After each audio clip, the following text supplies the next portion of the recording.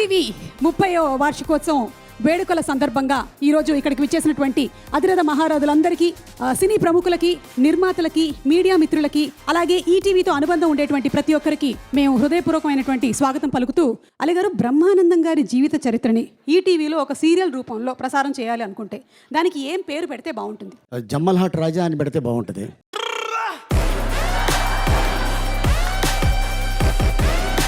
ఇది మీరు ఓకే అంటారా? నా తమ్ముడు ఏం చెప్తే అదే.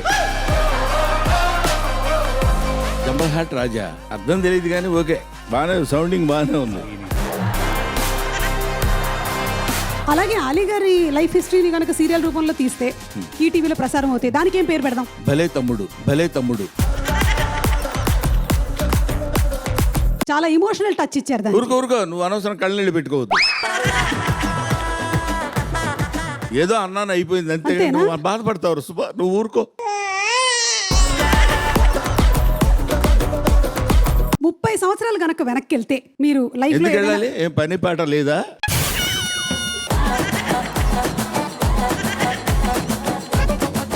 ముప్పై సంవత్సరాలు వెనక్కి ఎందుకు వెళ్ళాలండి? మనకి పని ఉంటే చెప్పండి, వెళ్తాం.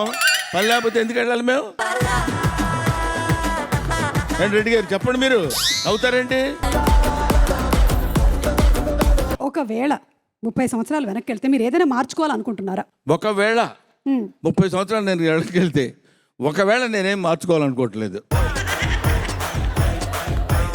Thank you sir. ఏమంటే మమ్మల్ని అసలు ఎందుకు పిలిచారండి వీళ్ళు? సార్ మీ అందం, మీ అభినయం. ఊరుకో అయితే నువ్వు ఎలా చెప్తే అలాగే. Okay okay sir. అన్నయ్య సన్నిధి అదే నాకు పెన్నిధి, కనిపించని దైవమే ఆ కనులలోన ఉన్నది. ఏమండి చాలా మంది ఉన్నారు, వాళ్ళ దగ్గరికి వెళ్ళండి మేడం, బాగుండదు. నమస్కారం అండి కోదండరామిరెడ్డి గారు. నమస్కారం గోపాల్ గారు. నమస్కారం గోపాల్ రెడ్డి గారు. వెళ్ళాను